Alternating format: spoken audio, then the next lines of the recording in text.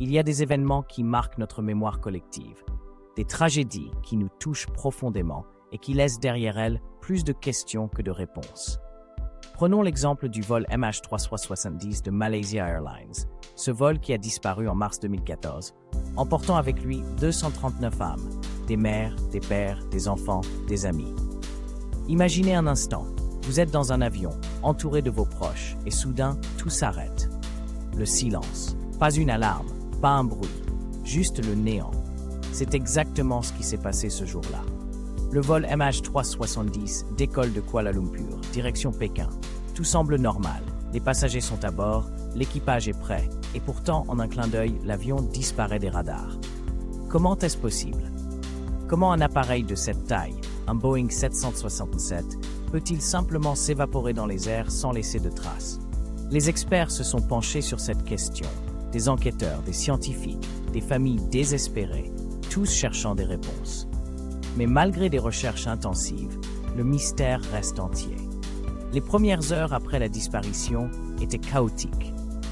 Les familles attendaient des nouvelles, espérant que l'avion se soit simplement dérouté, qu'il ait rencontré une panne technique, que les pilotes aient réussi à faire un atterrissage d'urgence.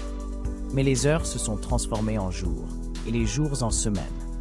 Les recherches, déployées dans l'océan Indien, ont été monumentales, impliquant des navires, des avions, des satellites, mais rien.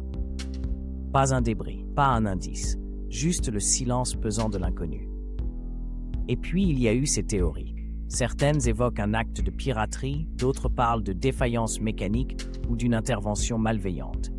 Les spéculations vont bon train, alimentées par le besoin désespéré de comprendre. Comment peut-on vivre avec un tel vide? Comment les familles peuvent-elles faire leur deuil sans corps, sans preuve? C'est là que réside l'une des plus grandes tragédies de cette histoire. Ce n'est pas seulement la perte d'un avion, mais la perte de l'espoir, la perte de la certitude. Les scientifiques ont tenté de reconstituer les derniers instants du vol. Des analyses des données de communication, des signaux satellites, tout a été passé au crible. Les résultats ont mené à des zones de recherche, des zones vastes, presque impossibles à explorer. Les océans, ces géants bleus, cachent des secrets que l'homme n'est pas encore prêt à découvrir. Et même si des débris ont été retrouvés sur des plages éloignées, cela n'a fait qu'ajouter à la douleur des familles, car chaque morceau retrouvé est une confirmation que leurs proches ne reviendront jamais. L'énigme du vol MH370 soulève aussi des questions plus larges sur la sécurité aérienne. Comment un tel événement peut-il se produire dans un monde où la technologie est censée garantir la sécurité des passagers? Les systèmes de suivi, les protocoles d'urgence, tout cela a été remis en question. Et au-delà de la technologie, il y a la nature humaine, l'angoisse, la peur, le désir de comprendre. Ce vol est devenu un symbole de notre vulnérabilité face à l'inconnu. Aujourd'hui, presque une décennie plus tard, le mystère du vol MH370 reste entier. Les familles continuent de chercher des réponses, et le monde observe, intrigué et bouleversé.